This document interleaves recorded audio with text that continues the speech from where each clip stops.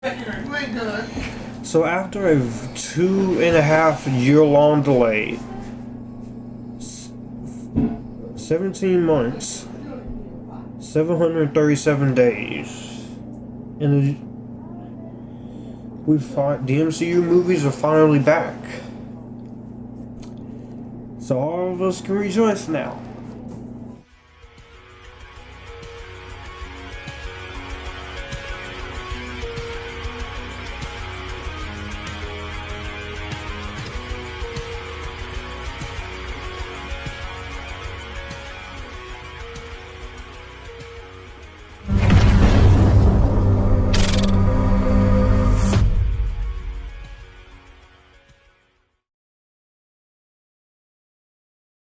What's going on, guys? This is Johansson of Future Filmmaker 940 Movie Reviews. I talk movies, TV, and music. If you guys are new to this channel, I would like to thank you guys so much for watching this video. Be sure to like this video, comment down below, and be sure to share this video with your friends.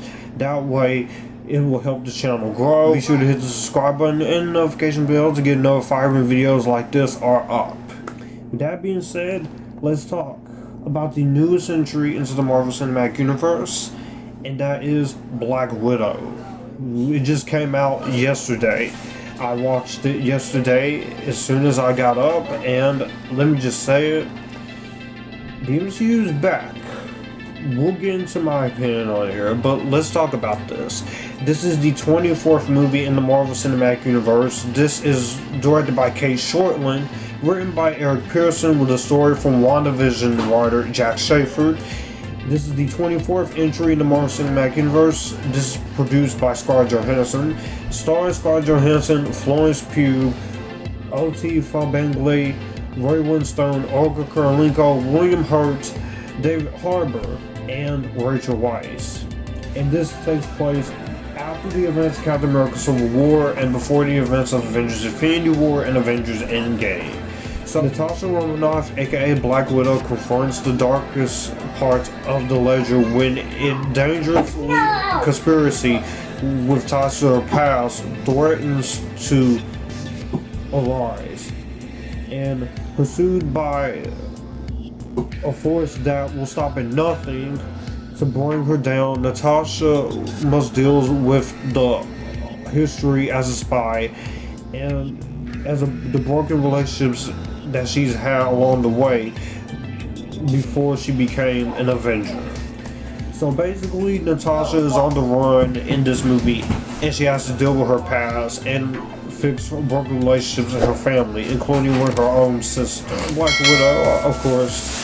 I was decided I am a Marvel Cinematic Universe guy, but at first when they were talking about Black Widow movie, I didn't really think a Black Widow movie was necessary because there's not much more else you could take this character.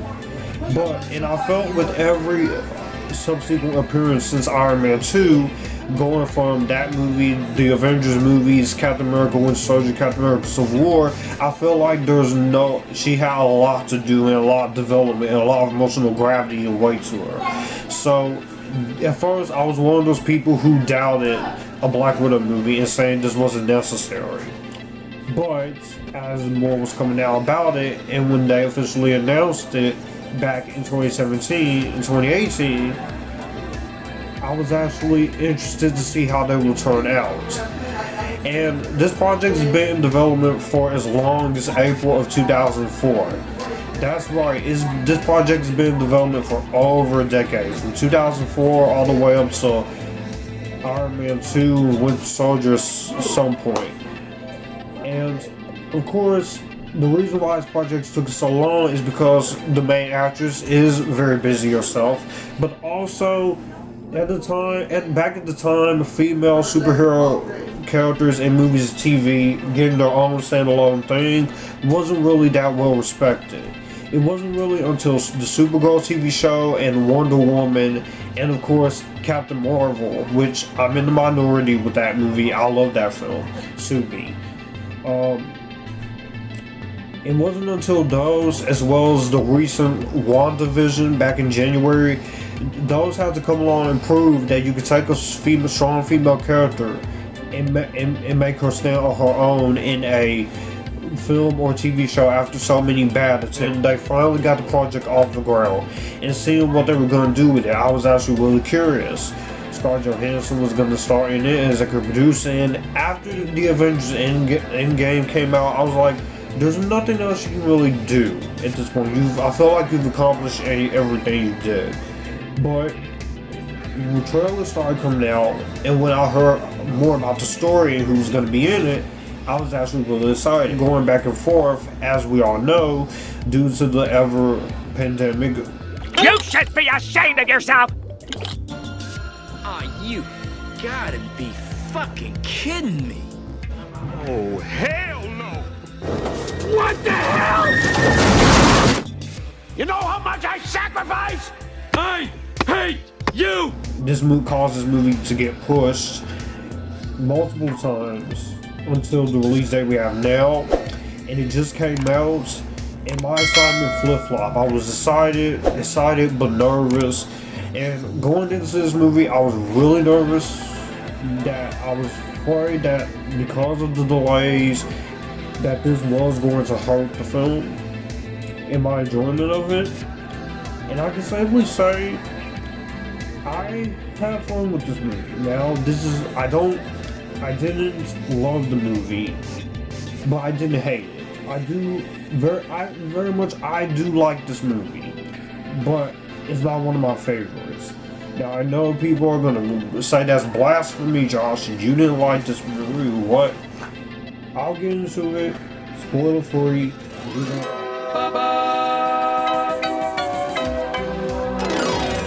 With the positives with this movie, of course, as always, we have to talk about the girl of the hour herself, Scarlett Johansson as Black Widow, Natasha Romanoff. Now, Scarlett Johansson has always been one of my favorite actresses, and she has been one of my favorite female characters in the Marvel Cinematic Universe. For some people, this is their favorite. Not my personal favorite. I do think Scarlet Witch is still my favorite, but she is number two, fighting with my number 2 and my number 3. But I definitely have to say, Scarlett Johansson, she's played this character for 11 years, and I gotta say, in the 11 years span, she has gone from just a character I didn't think I would enjoy in Iron Man 2 to a well-respected MCU character, and it makes sense why they would give Scarlett Johansson her own movie. It's about time. And I think with the character development that we've known from her and what they do with her in this movie, I very much enjoy. None of that wouldn't be anything without Scarlett Johansson's performance. She is the reason why this character works so well, and for her last appearance as Black Widow, Natasha, she is great. Considering the fact that we know where her character is gonna go. I thought she was great. She really held her own in the action scenes. She had an emotional presence to her. She had an emotional weight to her, and she still managed to look beautiful in the action scenes, and she's a gorgeous woman. So here's a little montage.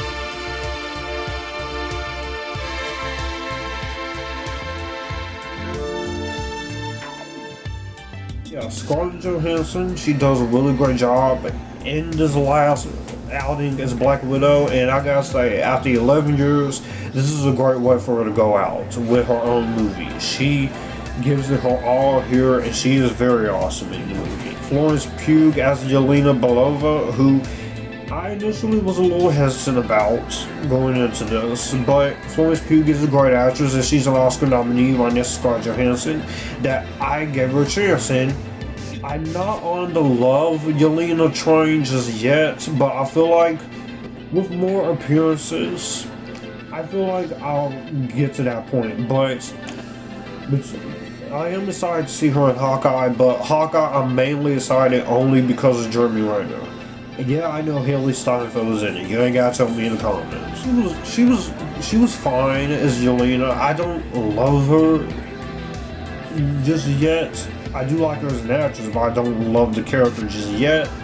And we'll get into a big reason though when I get into the mixed category. But I thought she was fine. She did her own in the action scenes. She had a cool introduction that reminded me of Mission Impossible Rogue Nation, and I enjoyed her. David Harbour as Red Guardian. He had a lot of funny moments to him. It was great seeing Hopper from Stranger Things in here, and this was a big, huge step up after what they did with him after the Hellboy 2019 movie. He did a great job as Red Guardian. He had some moments where I laughed. I enjoyed him. He had some very funny moments to him. He did get a little annoying at points, but it wasn't overly obnoxious. But David Harbour, I thought he did a really great job in his role. O.T. Farbengo as the pilot of Black Widow, or the assistant of Black Widow, I thought he did fine. He wasn't that bad. Ray Winstone as the villain of the movie, of course. General Draco, the head of the Red Room, I thought he was okay. There is a little issue I do have with him. And the next character I'm about to talk about, which was Olga Kurylenko as Antonia Vierko as Taskmaster. I liked Taskmaster. I thought Taskmaster was really cool. She has some very interesting things that they did with her. At first I thought Taskmaster was a guy, but some people who are fans of Taskmaster are not going to be too pleased with the decision that they made with Taskmaster. But me not knowing much about Taskmaster going in, I thought they did her pretty well. And I also didn't mind Rachel Weisz as Melina Vostokov in one of the first Black Widow. I didn't mind Rachel Weisz. Rachel Weisz is an actress that I've always respected and I've always liked, but I have not seen anything else. I haven't seen stuff like The Fountain in scenario, but I like her from the Mummy trilogy and Constantine and some of the other movies I've seen her in. I think Rachel Weisz, she's a great actress. Oscar winner, of course. Of course, you do get your usual Marvel Cinematic Universe action. The action here, it gets pretty intense, especially for a PG-13 rating, considering the tone this is going for. The opening of this movie starts off very intense, very grounded, very intense, very heartbreaking too, with these two sisters being taken from their family. It started off very well in that category, and it did very good in setting up the kind of movie that this was going to be. You get a good flashback in the opening. The action sequences are very well shot. Kate Shortland doesn't shake the camera. It does have a little bit of that flair of Captain America: The Winter Soldier to it, which I'm surprised that the Russos and the other filmmakers did help Kate Shortland while she was making this movie. So MCU filmmakers helping one another, that's always a good sign. But the action scenes, especially with Black Widow, is really cool. And the action scenes with Taskmaster are really cool too. The score by Lauren Balfe, I thought, is really great. Now, initially, Alexandre Desplat was supposed to do the music, but because of scheduling conflicts, they got the composer from Bad Boys for Life, Mission Impossible Fallout, to do the score, and his score is great. You have a great orchestra, you have great themes in the movie, you have a good usage of choir arrangements into the score, and the score fits very well for the movie that they're going here. So I definitely very much enjoyed the score a lot as I was watching. There were a lot of moments watching this movie while I was just kind of dancing to the music as the action scenes were going, which usually I do that a lot with most of the superhero movies, or even with horror movies sometimes. The technical aspects for the editing and the production, costume design, and the cinematography. This is a $200 million Marvel Cinematic Universe movie, and they're not going to let you down with the technical aspects. They've never let me down with any of these MCU movies yet.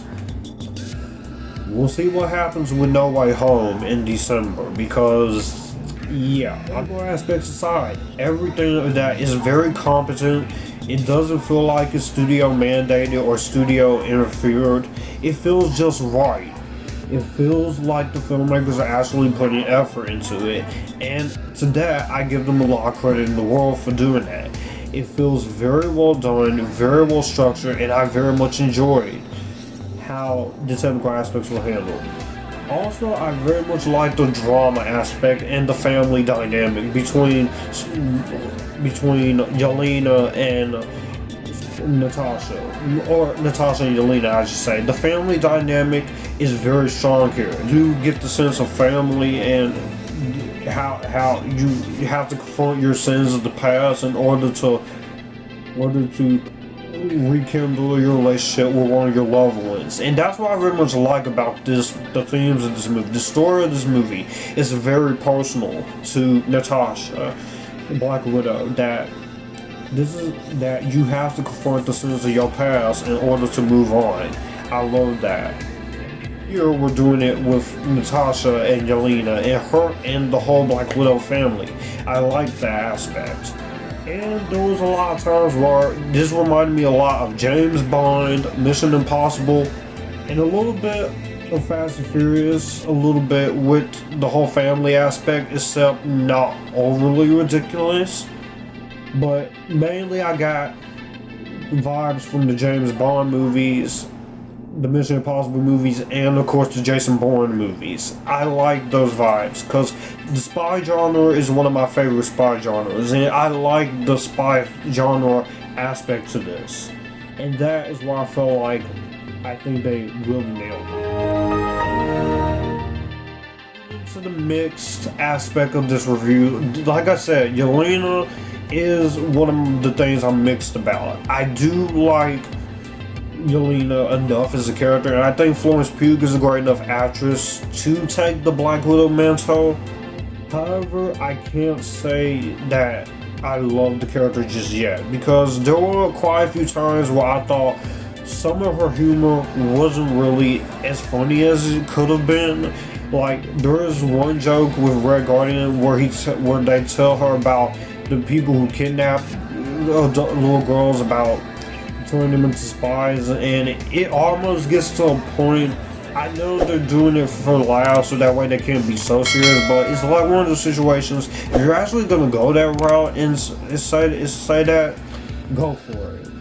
But I understand why you couldn't do it. But Yelena, I think with her and Hawkeye and what they're gonna do with her, my little worries about Kate Bishop, played by Haley Steinfeld, and my little worries that Kate Bishop might dethrone Hawkeye in his own show. I'm interested. And I will say some of the comedy is a little iffy, because some of it is good and some of it isn't very impressive.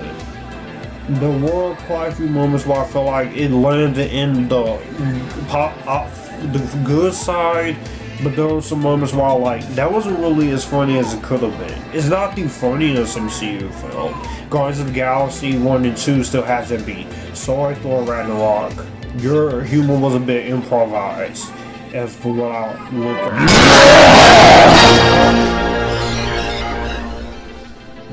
The third act of this movie.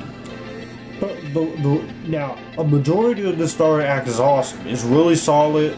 The other widows that you see in the trailer, and then the whole action scene at the end with Taskmaster, that's all good and epitastic. That was cool. My only real issue with this third act is that it gets way too overly cartoonish. It does get a little too cartoonish. Granted, it's less cartoonish than half of the action scenes in F9. It got a little bit too cartoonish to the point where I'm like, okay, this is you're starting out just fine. And I do have to say, I do wish the third act was a little bit more grounded in terms of how it was. I do feel like the third act could have easily just been more like the first act, more emotionally negative with this movie. Are the villains.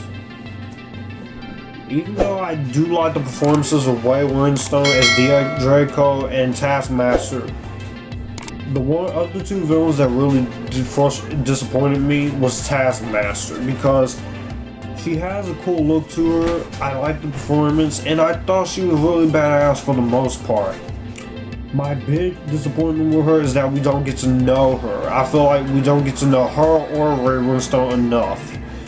And I feel like we need just enough character development or just a little bit of it to get to understand what this motivation of these two are. And the Taskmaster, they started off with her so well until they just pull the usual stick and just kill her off or whatever. But I don't think they're very much done with Taskmaster. If this, because I don't mind some of the MCU villains going this route, but it doesn't always work, which is a common issue for the villains in the Marvel Cinematic Universe. Hopefully, the villains in No Way Home and in Shang-Chi, the Mandarin won't be like this.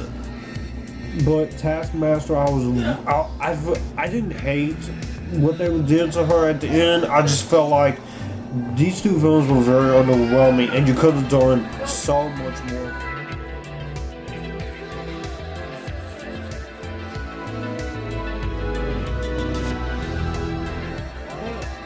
Either way it goes, I can't sit here and say I hate Black Widow. I can't sit here and say this is one of the worst movies of the year.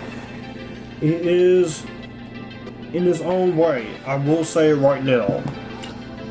WandaVision and Captain Marvel and both of the Wonder Woman movies are better than this, but I will be lying if I said I didn't enjoy this.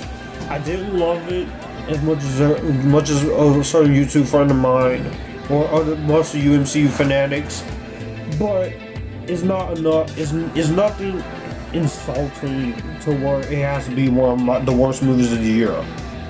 If anything, it will be on the most disappointing movies of the year, but just know, if it makes my disappointing movies list of the year, I do, despite what some people might say in the comments, I do enjoy this movie. While it does have some disappointing villains and a kind of overly ridiculous third act, Black Widow, this is a good enough send-off to the title character Natasha. Scarlett Johansson gives it her all. Yelena is an alright addition. I like the humor. The family dynamic is very strong. The action scenes are pretty solid. And the movie gets you in and out for its 133-minute runtime. It's not one of my favorite MCU movies, but it is far from the worst. And it is better than what Stephen Dorff is saying. But I'm just glad we finally got a Black Widow movie so people can stop crying that Black Widow didn't get her Black Widow movie. And I'm very happy that we have a year of MCU movies to where we can have both Scarlet Witch get her own show and Black Widow get her own movie. So you did two of my favorite MCU girls justice. I am excited for Shang-Chi Legend of the Ten Rings. I can't wait for the Eternals. I can't wait for No Way Home, as apprehensive as I am. I don't really look forward to She-Hulk though, because I don't know how to feel about Tatiana Maslany, because I haven't seen her do anything in the acting realm before. Not even Orphan Black. Miss Marvel, I'm very intrigued. Hawkeye, I'm only seeing this only because of Jeremy Renner and no one else. If Kate Bishop sucks, I will say it. If Haley disappoints, I will say it.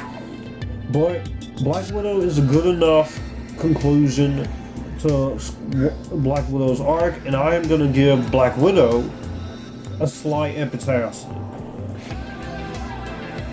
Not Spider-Verse of approval, but it is better than what most people are saying. And if you're wondering where I will rank this, I'm not going to do an MCU ranking until after No Way Home.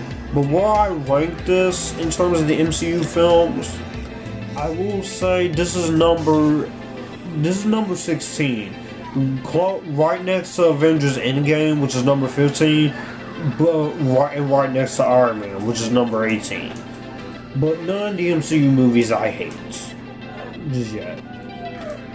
So that was my review. Spoiler free. Let me know in the comments below what did you think of Black Widow. Spoiler free, by the way. Did you like it? Did you hate it? Are you somewhere in the middle? Social media links in the description box down below. If you like some money to my time or you want some fan mail, email me privately or DM me as well. If you want to see anything from my Amazon wish list, you can get in touch with me privately as well. With that being said, you guys keep it cool, enjoying the Epictasticness. And what is your favorite appearance of Black Widow? My favorite appearance of Black Widow will be the Winter Soldier. That is the most beautiful she's ever looked. And Scarlett Johansson, thank you for 11 years of this fantastic character.